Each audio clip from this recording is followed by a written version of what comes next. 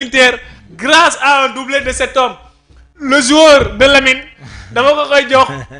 muy Désiré Doué bi nga xamante ne nii prédiroon na ko en consultation en avant match moo nekk l'homme du match dugal 2 buts def passe décisif ki nga xamante ni mooy Mayulu Labali ak ki nga xamante ne nii mooy Varchelia n'est-ce pas ñu dugal 5 buts à 0 pour équipe bu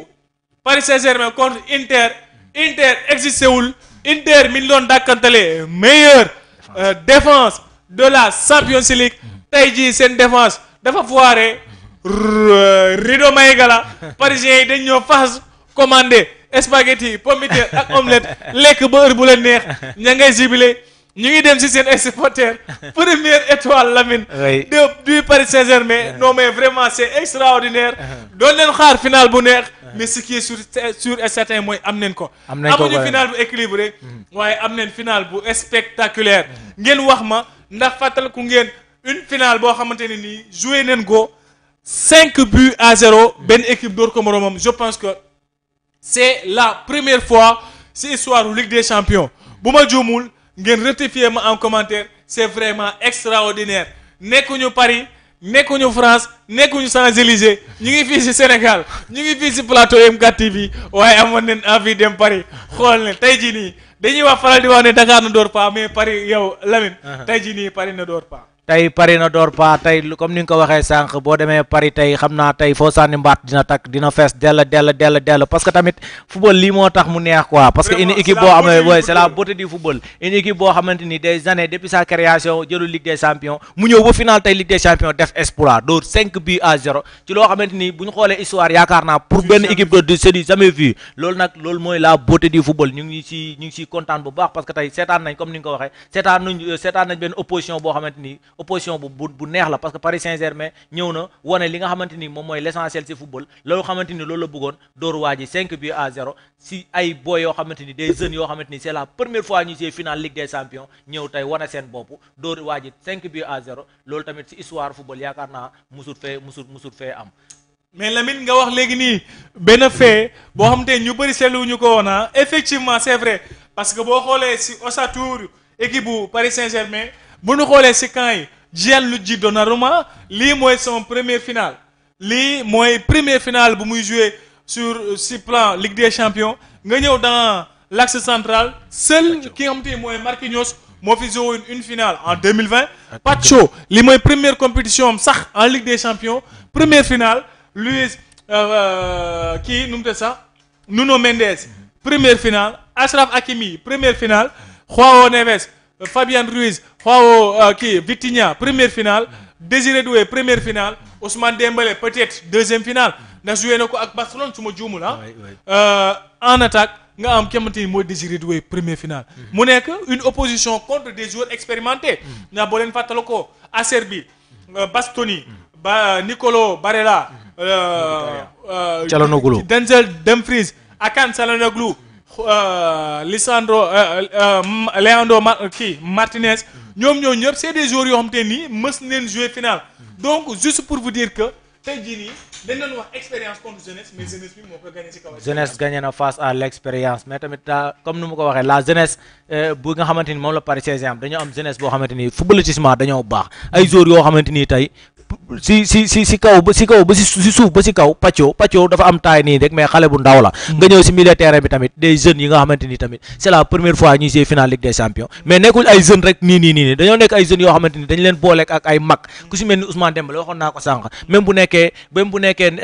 dañoo ne collectif mais si collectif boobu Ousmane Dembélé bokk na si joueurs yoo xamante ni ñoom ñooy joueurs yoo gën a expérimenté tamit wane na ko tey ci biir terrain bi ñi nga xamante ni ñoom ñooy ay Marquinhos mu nga xamante ni yàgg na daw pour jël coupe biir Paris Saint-Germain ñëpp génn dem bàyyi ko fa moom mu toog rek ne coupe bi lay xaar tey yàlla teralee na ko finale Ligue des Champions 5 buts à 0 mu doon li nga xamante ni c'est historique dans l'histoire du football, c'est historique dans le ligue, dans Champions League, une équipe de Paris Saint-Germain ñëw au-delà d'une équipe bi nga xamante ni waxoon nañ ne moom moo war a jël moom moo mën a jël Ligue des Champions bi parce que yàgg na dem final yàgg na ko jouer mais une fois n'est pas coutume Paris ñëwaat na carrément jël wane ne carrément ni Ligue des Champions bi kenn moomu ko ni koy équipe bi di jëlee noonu la ko ñëpp jëlee vraiment tey ñu kontaan si image yi boo gisee ni ñuy célébrer nii nga xamante ni carrément ñi nga kontaan nañ si jël Ligue des Champions bi ay xale yu ndaw kontaan neen si jël Ligue des Champions bi maa ngi gis sama gars yi waa Sénégal 360 ki xamante ni nii mooy Bintando yi la parisienne Ibra Diack dafa mel ni sama gars yi kontaan ngeen ah dafa mel ni kontaan ngeen vraiment équipe bu Paris Saint-Germain tey marqué na histoire du football vraiment marqué na histoire du football loolu mën a wax si équipe bu Paris Saint-Germain tey jii nii ils ont su relever le défi li nga xamante ne nii moo ma gën a yéem si final bi mooy ils avaient un adversaire de taille muy Inter Lamine li ma am envie laaj la. si final bi en débrief globalement est-ce que Inter moo raté finalam wala Paris Saint-Germain moo réussir compétition notamment finalam. Paris Saint-Germain moo réussir compétition bi. Coro maa ngi lay nuyu bu baax a Paris baax Saint-Germain moom moo réussir compétition bi parce que barrage boo xeloo barrage moo ko indiwaat ci compétition bi. demoon na ba toog ñu jox ko Brest mu dóor Brest ñëwaat duggaat ci compétition bi. depuis lors muy dajeek ay ponkal di leen génne bu demee ba génne Liverpool. yaakaar naa foofu la amee déclic ne carrément ni moom kat war na mën a jël. lii championnat bi gis nga ñu ngi noonu di graver leur nom. ñu ngi noonu di les images fortes l'image elle est vraiment forte les gars l'image est forte ñu ngi jàkkaarloo loo xamante ni musul ama musul xew équipe bu Paris Saint-Germain la ñu nekk di bind en tant que gagnant du trophée si trophée Ligue des Champions la compétition aux grandes oreilles xamante ni compétition la boo xamante ne nii am na équipe yu bëri yoo xamante ne gëj nañ ko jël du ma tudd tur gars yi ñoom damay bañ ñu sonn ma mi Lamine pour revenir si li nga doon wax sànq Inter Paris Saint-Germain Paris moo réussir wala Inter moo raté Paris moo réussir même bu dee Inter raté na parce que tamit Inter tey si ren si saison bi lii rek la ci yaakaaroon parce que il a perdu trop Coro qu'on salue de passage nee ne Inter mënoon na bàyyi Barça dem rek. oui très bien Inter mënoon na bàyyi Barça dem parce que tamit lii humiliation la 5-0 mais li ma doon wax sànq dama ne Paris Saint-Germain moom moo gagné si lii nii même bu dee Inter échoué na mais Paris Saint-Germain dafa nekk loo xamante ni yàgg na koo xaar. yàgg na see def lu war parce que tamit président Paris bi. moom dem na ba benn instant mu ne Ligue des Champions duñ ko jël maanaam à l'immédiat mu dem ba léegi rêve pour jël ko indi ay star pour jël Ligue des Champions mu génn si ne léegi nag heure bu ñu ko jëlee rek. heure bu ñu ko jëlee baax na mais dinañ def lu war pour jël ko loolu moo fay tey. mais Lamine damay ñëwaat si yow loolu noonu parce que point boobu noonu ñu ngi koy souligner sànq si match bi c'est très très très très important sànq maa ngi doon wax ne équipe bu Paris Saint-Germain bi li ma la bëgg laaj mooy lan moo tax ñu méritant mooy équipe bu Paris Saint-Germain bi dañu def benn transition c'est-à-dire ñu jàll si état bu le cycle ou bien l'épopée des Qataris à l'époque maa ngi fàttaliku seen premier coup de transfert benn buzz la woon biir France mooy le transfert de ki nga xamante ni mooy Javier Pastore ñu jógee si Javier Pastore jënd Lugano Uruguay yoo boobu noonu jënd ay Makelele jënd ay ki nga xamante ni mooy Ezequiel Lavezzi jënd ay Ibrahimovic ay Cavani mais tey buñ delloo fii nii ndekete Ligue des Champions pour nga jël ko du ay star kese mais il te faut une équipe ndax li ñuy wax si équipe bu Paris Saint-Germain boobu noonu à l'époque dañ doon am équipe Paris Saint-Germain boo xam te ne dafa doon diviser wu en deux une équipe de stars ak ay gladiateurs mu indi déséquilibre si terrain bi d'une part ay attaquants yuy attaqué kese taxaw ak ay défenseurs yoo xam te ne dañuy défendre taxaw tey jii nii est-ce que loolu noonu bokkul si méritu Luis Enrique le fait que mu indi équilibre si équipe bu Paris Saint-Germain et pour rappel on parle d'une équipe boo xam te ni il a perdu Mbappé il a perdu Messi il a perdu Neymar l'un des 3 meilleurs joueurs du monde est-ce que du méritu Luis Enrique tous les mérites lui revient lépp li nga xamante ni Paris am na ko tey si football bu Paris jëlee championnat même bu dee Paris tàmm na doon jël championnat bu Paris jëlee coupe France même bu dee Paris tàmmoon na jël coupe France bu Paris jëlee ñëw jël Ligue des Champions loolu yëpp on le doit aujourd'hui à ce technicien là Luis Enrique parce que dès son arrivée moom lu mu wax dafa leer bëgguma équipe boo xamante ni dafay am ay groupe ay clan par clan parce que loolu boo ko defee si football rek amaana day indi frustration ñi nga xamante ni ñoom ñoo jàpp ne ñoom ñooy meilleur dañuy jàpp ne ñoom ñooy meilleur di def lu leen neex ñi nga xamante ni ñoom ñoo nekkuñ les meilleurs considéré wuñ leen comme meilleur dañuy foog ne ñoom waruñ exprimer wala waruñ def dara si biir vestiaire yi te loolu coach bu ko xam rek Luis Enrique dès son arrivée rek la xam loolu moo tax mu ne nul n'est indispensable même au cours de la saison sax da ngay gis Ousmane Dembélé day def yenn affaire da koy teg ci banc bi wan ko ne ko carrément mënoo ñoo très dem te match loolu la comme ni ñuy wax rek équipe c'est un ensemble bu nekk élément la mais benn élément bu mu yaakaar ne yow sans yow équipe bi du dem tant que loolu ñu ngi koy def rek du mën a dem mais nag dafa ñëw fekk Paris Saint-Germain boo xamante ni ay individualité moo fa nekkoon mu ñëw instaurer collectif bi mooy dem jël ay joueurs booy yu ndaw ñi nga xamante ni ñoom ñooy gëmloo leen seen bopp ne leen carrément kat bu ñu considéré def benn équipe former benn équipe lépp loo xamante ni war nañ ko mën a song rek dinañ ko daan. lépp loo xamante ni song nañ ko war nañ ko mën a daan moom ngay gis noonu xoolal li image yi mooy confirmer li ngay wax ni cette communion entre le président Nasser Khelaïfi ak ay joueurs am entre coach Enrique ak ki nga xamante ni mooy dernier recrue bi muy Kvaratskhelia bëgg naa tey jii nii nga taxaw fa Lamine Kvaratskhelia pour rappel deful campagne bi yëpp fi nga xamante ni mooy Paris Saint-Germain mu ngi débuté campagne bi fële nga xamante ne nii mooy Napoli mais ñu recruter ko au mois de janvier mais Kvaratskhelia profil am dafa uute ak profil lu joueurs yi daan gis Paris Saint-Germain Neymar Messi Mbappé nga xamante ne nii dañ am ay déficit sur le plan défensif mais Kvaratskhelia apporté tey jii touche offensive ak défensive équipe bu Paris Saint-Germain. Vara ku ko xam ne Vara gis nga Pastore mooy indi coupe bi noonu. Javier Pastore mooy indi coupe bi noonu loolu lii moom c'est un symbole. Vraiment Pastore nekkoon le premier gros transfert sous l'ère qatari moom moo yëkkati coupe bi fas yéene kaa jox équipe bu Paris Saint-Germain non mais vraiment c'est fort c'est symbolique. Vara comme li ma doon wax sànq si Vara ñëpp xam nañ ne joueur boo xamante ni il est technique il est percutant joueur bi nga xamante ni tey bu téyee bal ñëpp dinañ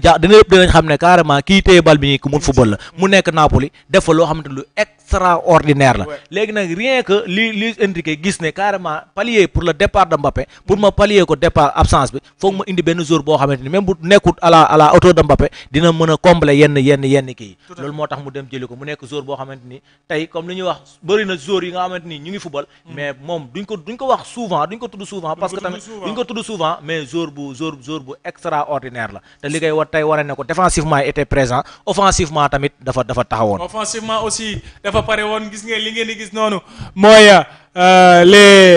les officiers du match arbitre yi ñoom la ñuy tàcc noonu ñoom la ñuy récompenser noonu devant les autorités de l'UEFA Kaférine mooy président UEFA le russe mooy jox médailles yi nga xamante ni ñooy arbitre mais également un autre élément tey jii nii défense su Paris Saint-Germain une défense boo xamante ni nii dafa homogène dafa regrouper des joueurs à vocation offensive mais aussi défensive muy ñaari latéral yi nga xamante ni tey jii nii bu ñu lim les meilleurs latérales gauche et droite du monde dañ leen siy boole muy Achraf Hakimi mais également Pacho muy l'inconnu Pacho muy la révélation Pacho muy l'espoir si défense su équipe bi nga xamante ni mooy Paris Saint-Germain ak sans oublier Gianluigi Donnarumma il fait partie d'un des meilleurs gardiens de la saison Inter yi ndeysaan ñoom la ñuy tàcc noonu défense su Paris Saint-Germain bi rapidement Lamine. waaw défense comme ni mu ko waxee woon défense bi nga xamante ni moom mooy Inter moom lañ yaakaaroon ne moom moo gën a compact moom moo gën a baax défense su Inter bi mais li ñu fàtte mooy Inter boo déggee ñu ne Inter dafa baax défensivement du défenseurs yi mais xam nga la système bi ñu doon jouer moo taxoon système bi moo défensif moo taxoon ñuy wax défense Inter dafa baax par rapport ak équipe bu Paris Saint-Germain défense amul équipe bu ko gën a baax défense boo jëlee en terme d'individualité ay défense yu baax la am parce que dafa boole Pacho mi nga xamante ni xale la il est robuste ba pare il a la taille mais ñu boole si Marquinhos bi nga xamante ni il est expérimenté yàgg na Paris Saint-Germain très bien lépp fii la ko fekk moo tax défense boobu pour nga pénétrer leen day doon problème mais Achraf Hakimi tamit ak Nuno Mendes nekk ay joueurs yoo xamante ni défensivement dañaa baax mais offensivement tamit nekkul joueurs yoo xamante ni dañuy des gannaaw kon défense boobu pour nga pénétrer ko wala pour nga jaaxal leen day doon benn problème bu rëy day doon benn problème jóge nañ si attaque bi ñu ngi wàcc si milieu de terrain bi mais quel milieu de terrain Vitinha João Neves Fabian Ruiz à jamais doon leen wax ne demi-finale yi équipe yi gën a baax ay milieu de terrain ñoo qualifié Arsenal ak ki nga xamante ni mooy Declan Rice Thomas Partey ak ki nga xamante ni mooy Martin Odegaard nga dem fële na leen si Paris Saint-Germain mooy ñi ma tudd nii léegi nii nga dem fële na leen si Barcelone Akan Çalhanoğlu Barella ak Mkhitaryan nga dem Barcelone Gavi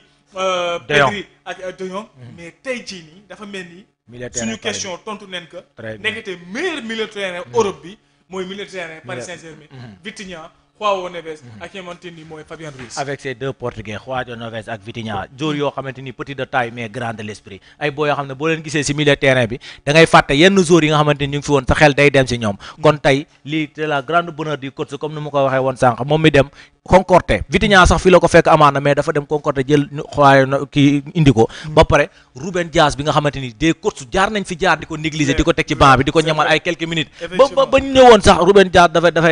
ba ñu ne woon sax dañ koy jaay wala day génn Paris mais ba coach bi ñëwee gëmloo ko moom parce que espagnol la ni moom yore na ko Espagne waaw Fabien Ruiz yore na ko championnat Espagne yore na ko kay équipe nationale Espagne il était sur le départ Fabien moom ngeen di gis noonu voilà yéen a ngi gis en image supporters Paris Saint-Germain yi ñu nekk di leen jox leur médaille tant méritée vraiment ils méritent amplement leur médaille bii nii il ferait partie sans doute de l'histoire du Paris Saint-Germain mais Lamine tey jii nii avant may ñuy tëj li nga xamante ni mooy plateau bi dañuy àgg rapidement ci équipe bu Inter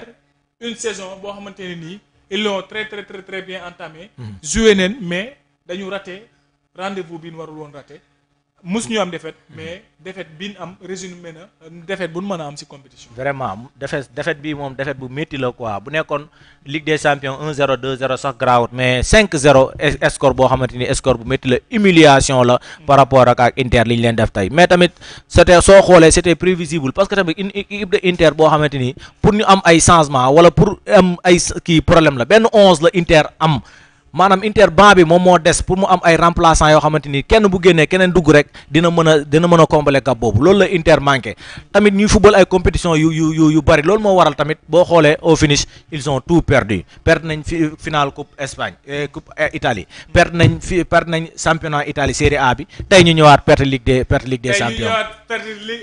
finale Ligue des champions une image forte une image historique ma ngay jooy mu ngi jooy Marquinhos mu ngi boole jooy ak reetaan vraiment l'image est forte mu ngi yëngal bopp bi wax na dëgg la finale de la Ligue des champions le trophée de la Ligue des champions revient à l'équipe du Paris Saint-Germain yëkkati neen trophée bi Paris Saint-Germain yëkkati neen trophée bi image yi xaar neen ko plus de 15 voire 16 ans façon joueur bu ne jaar na fi façon équipe bu ne jaar na fi façon star bu ne jaar na fi lii la ñuy wax lu jot yomb na ci équipe bu Paris Saint-Germain mu imposé wu d'une manière très facile contre équipe bu Inter jël seen premier titre de Ligue des Champions la compétition des étoiles il y aura vraiment beaucoup d'étoiles à Paris il y aura beaucoup d'étoiles aux Champs-Élysées Paris Saint-Germain mérité trophée bi yëkkati leen ko ñu ngi jubilé aux yeux de Kimpembe